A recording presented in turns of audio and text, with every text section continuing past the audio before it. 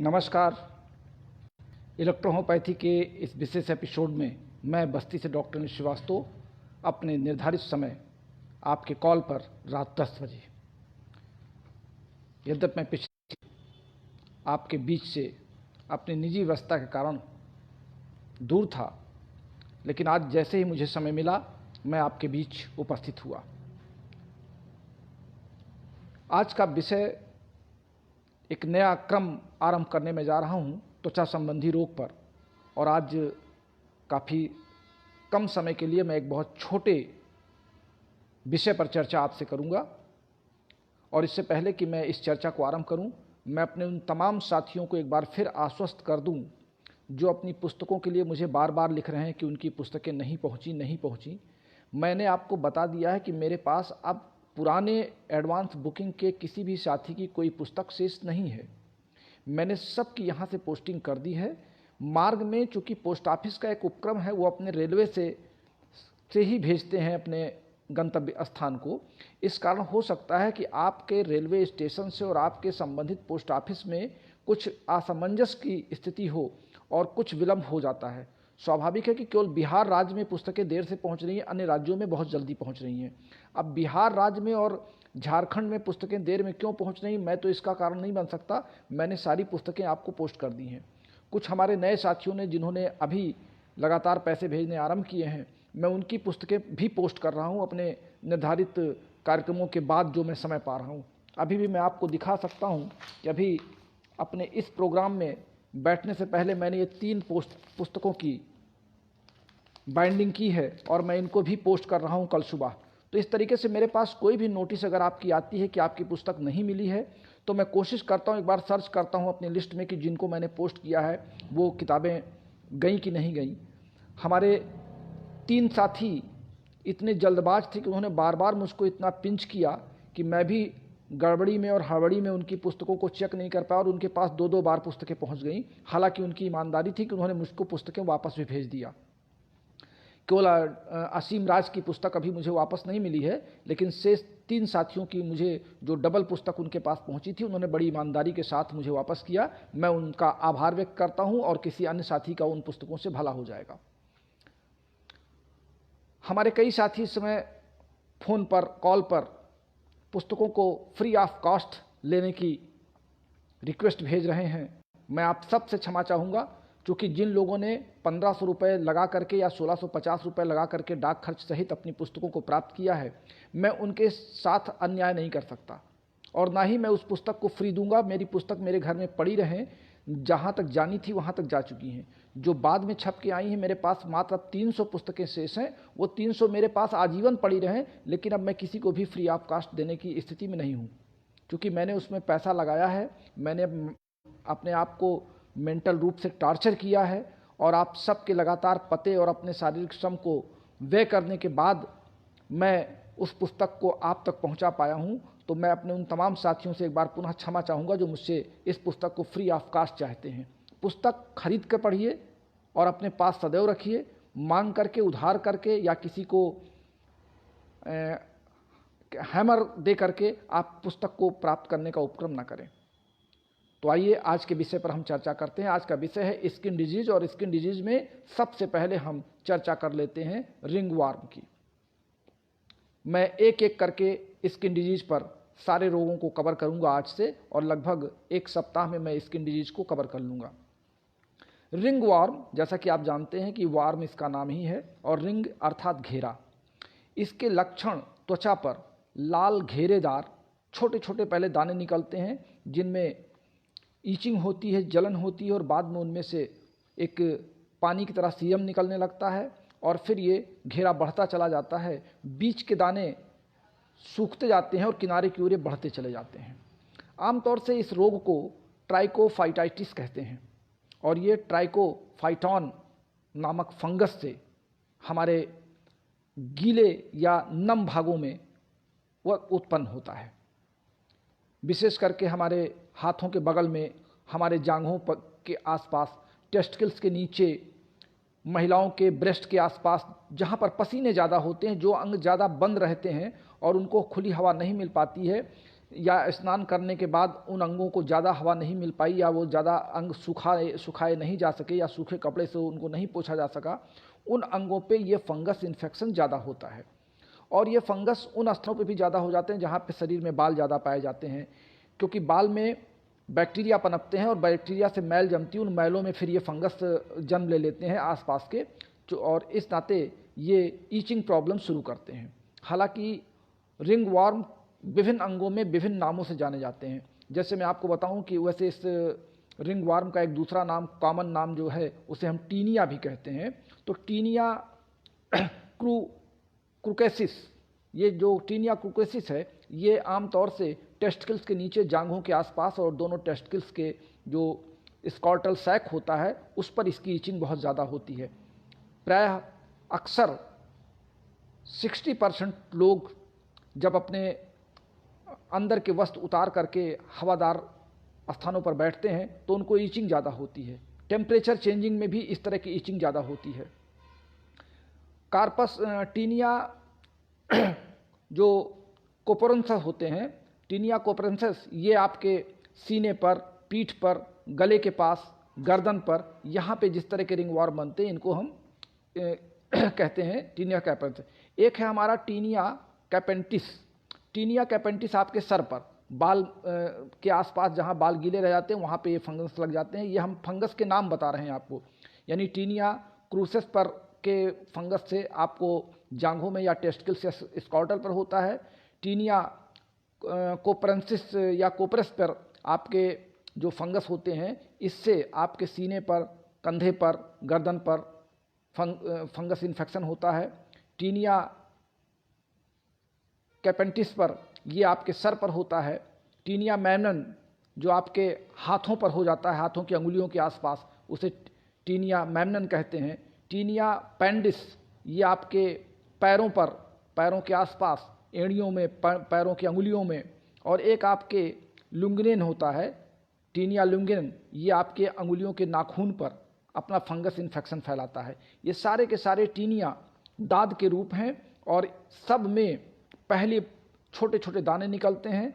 दाने जहाँ पर नहीं निकल पाते वहाँ पे ब्लड हल्का सा वाइट कलर का चेंजिंग लेता है स्किन में, और स्किन में एक छोटे छोटे दाग या धब्बे बनने शुरू होते हैं। जैसे नाखून में ईचिंग नहीं होती है, लेकिन नाखून का पहले हल्के येलोइश होते हैं, बाद में वो ब्लैकिश हो जाते हैं और धीरे धीरे वो झड़ करके नाखून कटते, अपने आप वहाँ से नाखून समाप्त होने लगता है। तो ये एक प्रकार का दाद ही है जिसको अलग अलग डिफिनीशन में, अलग अलग अंगों में अलग अलग नाम से जाना जाता है। अब कारण, इसके कारण भी स्पष्ट कर लें। चूँकि ये फंगस इन्फेक्शन है और फंगस अर्थात कवक वहीं पर उत्पन्न होते हैं जहाँ पे नमी होती है। मान लीजिए कोई बहुत संयुक्त परिवार है जहाँ पर परिवार की संख्या ज़्यादा है और एक ही तौलिया से कई लोगों ने अपने शरीर को पोंछना आरंभ किया और किसी एक को ये फंगस इन्फेक्शन हो गया तो दूसरे को होना स्वाभाविक है। आपके आमतौर से छोटे भाई बहनों में कपड़े बच्चों के बदल दिए जाते हैं, इनके कपड़े उनको पहना दिए जाते हैं, उनके कपड़े इनको पहना दिए जाते हैं, अदल बदल के पहनते रहते हैं। वहाँ पर अगर किसी एक को इन्फेक्शन हुआ है तो दूसरे को हो जाएगा। क्योंकि ये फंगस इन्फेक्शन एक बार जब मैच्योर हो जाते हैं तो दोबारा इनको समाप्त करना बड़ा कठिन काम होता है। और इस तरीके से ये एक तरह का संक्रमण रोग है जो इन्फेक्शन देता है और इन्फेक्शन के कारण होता है। इस नाते हम ये मान सकते हैं कि रिंग वर्म या ट्राइकोफाइटासिस या ट्राइकोफाइटॉन नामक जो फंगस है उसके कारण ही होता है।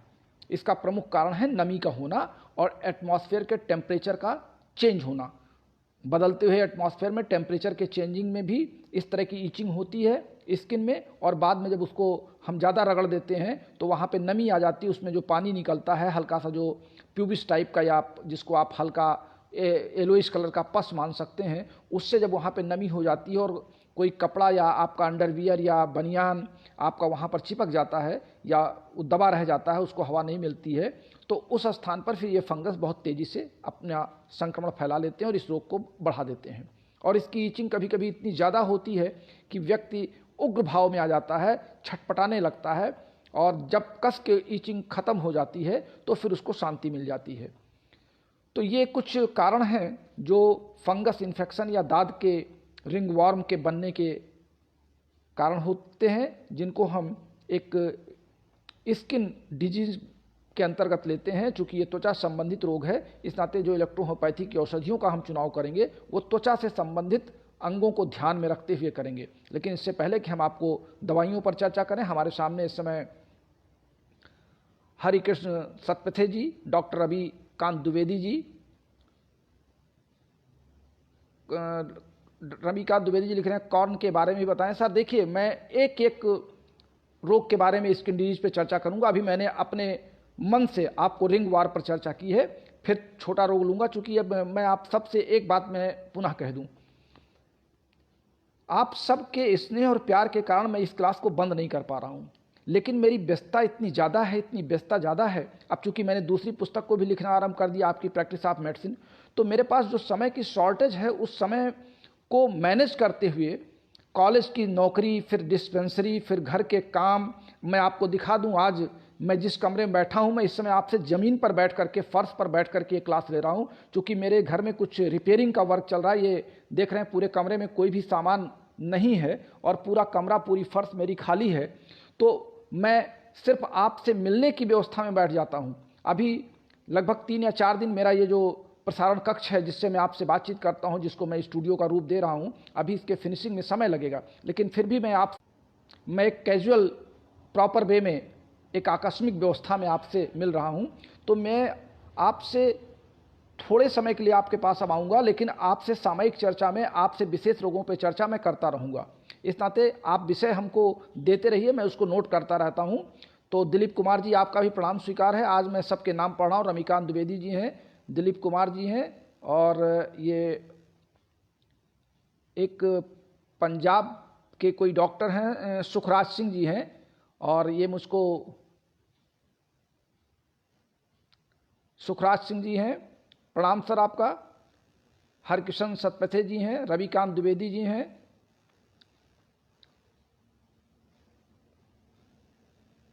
तरणी प्रसाद जी नमस्कार। आरिफ मोहम्मद खान जी राजस्थान से हैं, रविकांत जी कई बार आ चुके हैं, मैं सबके नाम, और अमित कुमार जी हैं, पवन जायसवाल जी नमस्कार, वेद प्रकाश पटेल जी जय हिंद सर, प्रकाश वार्डे प्रणाम सर, अनिल हिरकाने जी नमस्कार,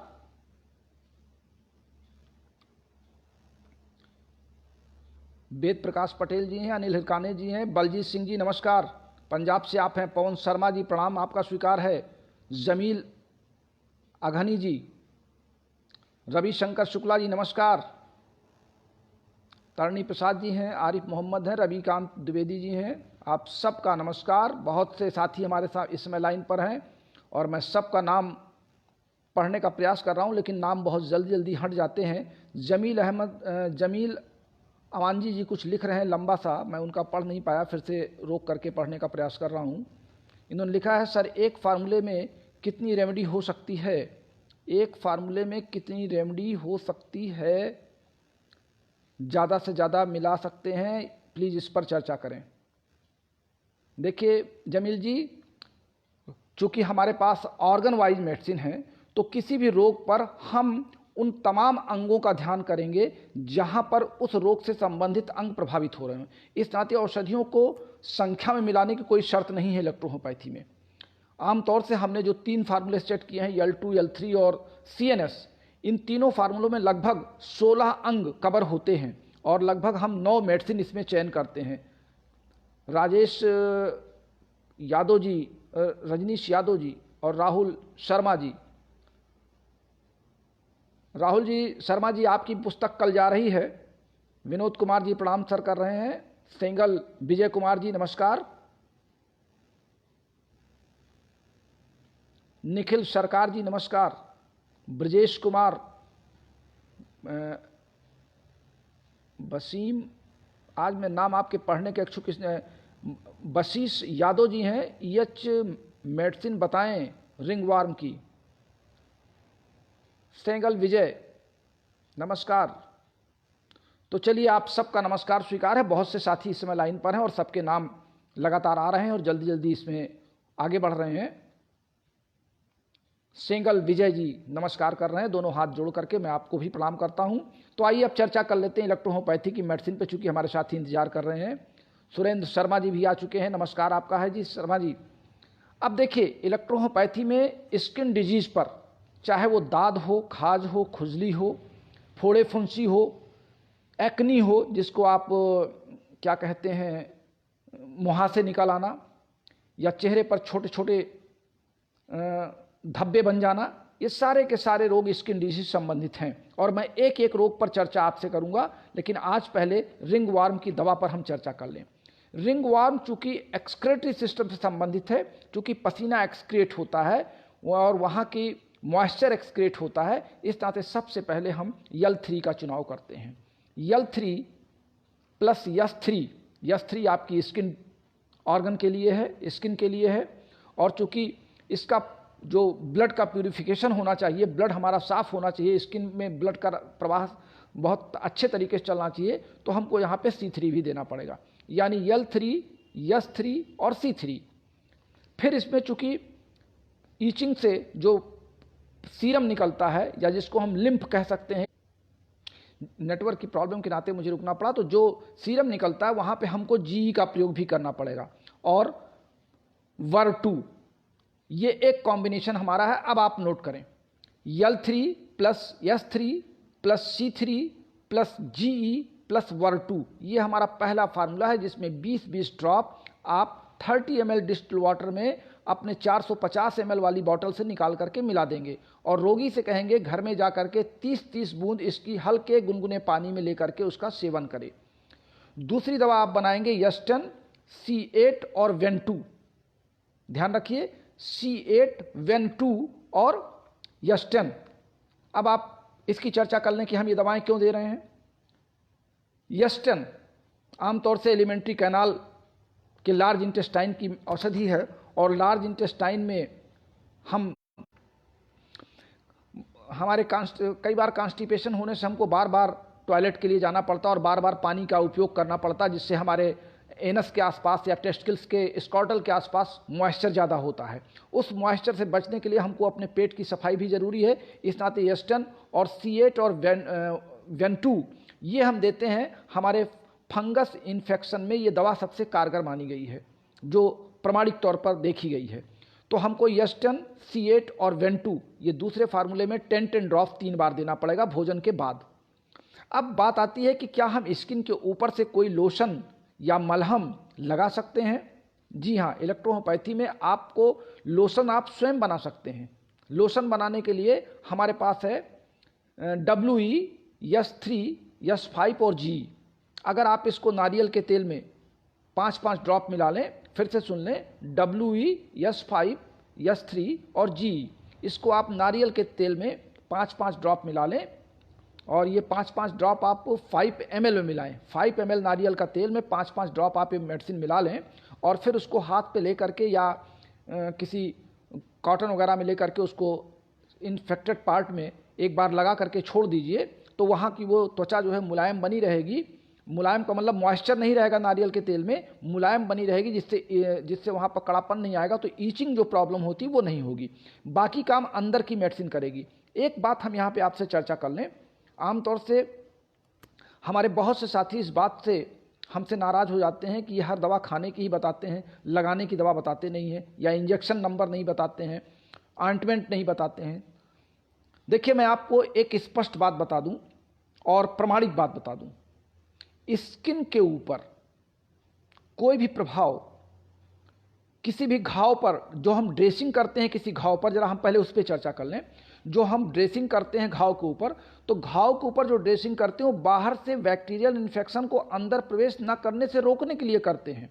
लेकिन जो दवा खाने के लिए दी जाती है, वो दवा आपकी अंदर से घाव को, उसके टिश्यू को रिपेयर करती हुई ऊपर की ओर घाव को भरता हुआ आता है।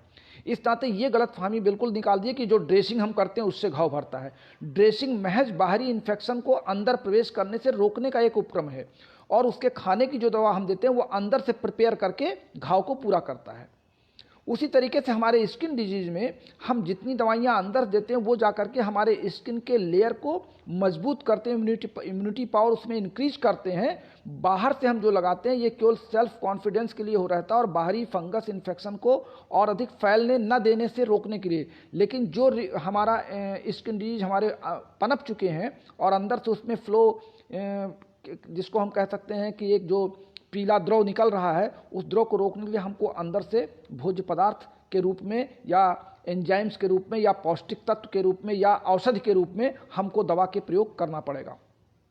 जैसे मैं आपको बताऊं कि बहुत से लोग कहते हैं कि तेल लगाने से सर के बाल बहुत तेज़ी से बढ़ते हैं, तेल लगाने से सर का दर्द जाता है, तेल लगाने से जो है मस्तिष्क में विकार होते हैं वो दूर होते हैं। मैं इस बात को मानने से इनकार करता हूँ। ये जो बाल आप देख रहे हैं मेरे, इसमें किसी प्रकार का कोई ऑयल नहीं लगा है और 57 वर्ष की उम्र हो गई, मैंने अपने याददाश्त में कभी अपने सर में कोई तेल नहीं लगाया है। ये जो त्वचा आप देख रहे हैं, मैंने अपनी याददाश्त में कभी भी किसी प्रकार का कोई भी क्रीम नहीं लगाया है। कारण उसका समझ लें, मैं इस बात को मानता हूं कि बाल जो बढ़ रहा है वो अंदर की खुराक से बढ़ रहा है। बाल में जो कमी बेसी आएगी वो हमारे शरीर के पौष्टिक तत्व, जो हमारे ब्लड सर्कुलेशन जो हमारे ब्रेन में जा रहा है, हमारे ब्रेन के बाद हमारे बोन के आसपास जो स्किन का ब्लड सर्कुलेशन का फ्लो है, उससे हो रहा है। हम ऊपर से कोई भी औषध, हम कोई भी तेल यहाँ पर ठोंक लें, कुछ कर लें, ये एक मनोवृत्ति है। बचपन से तेल ठोंका जा रहा है, तेल लगाया जा रहा है, क्रीम लगाया जा रहा है, तो आपको ऐसा फील होता है, केवल ये फीलिंग है बॉडी की कि हमको इस तेल से राहत होती है। लेकिन वास्तव में वो तेल आपके बाल के लिए, आपके सर के लिए ऊपर से कुछ नहीं करता, केवल एक एटमॉस्फेयर चेंज करता है, एक मानसिक सांत्वना चेंज करता है। लेकिन सारी की सारी, अगर आपका सर दर्द हो रहा है, आप सो जाइए, आपको नींद आ जाएगी, आपका सर दर्द दूर हो जाएगा। क्योंकि सर दर्द क्यों होगा? जब वहाँ पे ब्लड का प्रॉपर जो सर्कुलेशन है वो तेज़ी से बढ़ रहा है और वहाँ पे जाके वो वापस नहीं लौट रहा है, साथ सर दर्द हो रहा है। जब आप सो जाएंगे या नींद आ जाएगी या आपको कोई ऐसी दवा मिल जाएगी जिससे ब्लड सर्कुलेशन वहाँ से प्रॉपर हो जाए, तो आपका सर दर्द गायब हो जाएगा। लेकिन आप 1 किलो तेल सर पे लगा लें, उससे सर दर्द आपका नहीं जाएगा। केवल आपका मानसिक एक सांत्वना दिमाग में आपको मिलेगी कि हमने तेल लगा लिया, अब हमको संभवतः शांति मिल जाए, हमको हमारा सर दर्द दूर हो जाएगा। ये एक मनोवृत्ति है, किसी चीज़ की आदत पड़ जाए। जैसे हम चाय पीते हैं, हमको चाय नहीं मिली तो लगता हमारा कुछ खो गया है, जबकि चाय से हमको कुछ नहीं होता है। लेकिन फिर भी चूंकि चाय में एक फ्रीक्वेंटी होती है, एक फ्रीक्वेंसी बढ़ जाती है बॉडी की, हमारे तंत्रिकाओं में एक तन्मयता आ जाती, या जो लोग विभिन्न प्रकार के मद्यपान का सेवन करते हैं या स्मोकिंग करते हैं, ये सारे के सारे जो हैं ये हमारे मानसिक संतुलन को एक बैलेंस करने का एक उपक्रम है, बल्कि इनसे कुछ होता नहीं है। हमारे शरीर की तंत्रिकाओं में कुछ देर के लिए ये फैलते हैं, फिर अपने आप समाप्ति की ओर चले जाते हैं। तो हम इस बात को इनकार करते हैं कि स्किन के ऊपर होने वाले किसी भी रोग पर हम ऊपर से दवा अगर नहीं दे रहे हैं तो ठीक नहीं होगा। ये मैं जो फार्मूला आपको बता रहा हूँ, ये मेरा खुद का आजमाया फार्मूला है। मैं खुद रिंगवर्म से बहुत पीड़ित था, हमारे परिवार के दोनों बच्चे पीड़ित थे, हमारे 2-3 रिश्तेदार पीड़ित थे। तो मैंने स्वयं इस दवा को यूज करके अंदर से, मैंने कोई ऊपर से, मैंने तो आपको नारियल के तेल का एक फार्मूला बता भी दिया, लेकिन मैंने खुद नारियल के तेल में मिला करके इसका प्रयोग नहीं किया, और मैं बिल्कुल 10 दिन के अंदर बिल्कुल रिंगवर्म से अपने आप को मुक्त कर लिया मैंने। तो ऐसा नहीं है, सिर्फ इलेक्ट्रोहोम्योपैथी की औषधियों को समझने की बात है, उसको सही तरीके से बनाने की बात है और उसको यूज करने की बात है। डोज D3 से आपको देना है। हमारे कई साथी डाइल्यूशन पर अभी भी भटके हुए हैं, टेम्परामेंट और पॉजिटिव और निगेटिव पर भटके हुए हैं। हमारे कई दवा बनाने वाली कंपनियों के मैनेजिंग डायरेक्टर, नाम नहीं लूँगा, उन लोगों ने फ़ोन करके कहा कि आप लोगों को बिगाड़ रहे हैं, आप हम लोगों की दवाइयों का डाइल्यूशन नहीं बिकने दे रहे हैं, आप लगातार अपने आप को सोशल मीडिया पर बनाए रखने का अपना प्रोपोगंडा कर रहे हैं। और हमारे इस लेक्चर के अगेंस्ट वो लोग CME कर रहे हैं विभिन्न शहरों में घूम घूम करके, क्योंकि लग रहा है कि अनिल श्रीवास्तव एक नए तरीके का फार्मूला लोगों को बता करके इलेक्ट्रोहोम्योपैथी में एक नया आधिपत्य जमा रहे हैं। ऐसा कुछ नहीं है, न तो मैं आधिपत्य जमा रहा हूँ, न मुझे अपने बताने का अहंकार है। मैं तो, अगर आप लोग आज कह दें तो मैं इस क्लास को कल से बंद कर दूं। मैं तो अपना टाइम बर्बाद कर रहा हूं, नेट बर्बाद कर रहा हूं, अपने तमाम कार्यों से अपने आप को ला करके आपके बीच खड़ा कर रहा हूं। लेकिन अगर हमारे तमाम साथियों को ये बुरा लग रहा है तो आप सब एक सामूहिक निर्णय मेरे व्हाट्सएप पर डाल दें या इसी फेसबुक पर लिख दें और मैं ये क्लास बिल्कुल यहीं बंद कर दूँ। मैंने तो बहुत क्लास ले लिया, आप सबको बहुत बता दिया, और जितने साथी हमारे साथ हैं वो सब एक अच्छे इलेक्ट्रोहोम्योपैथ डॉक्टर बन चुके हैं। तो मुझे किसी को ज़्यादा नसीहत देने की भी अब ज़रूरत मैं नहीं समझता हूँ। मैं तो ये देख रहा हूँ कि आप सब बहुत अच्छे हो चुके हैं। हमारे मोहम्मद अलाउद्दीन लिख रहे हैं, बालों का पकना और गिरना फार्मूला बताएं। देखिए, मैंने कहा ना कि एक दिन में एक बात करिए। आज मैंने रिंगवर्म पर चर्चा की है, ये मैं आपसे आगे ले लूँगा। मिस्टर वशिष्ठ यादव जी कह रहे हैं, सर कितने दिन तक दवा प्रभाव होने लगता है? देखिए, इलेक्ट्रोहोम्योपैथी में इंस्टेंट रिजल्ट होना चाहिए। दवा अगर आपकी सही है, डोज अगर आपकी सही है, तो तीसरे दिन से इसमें लाभ हो जाना चाहिए।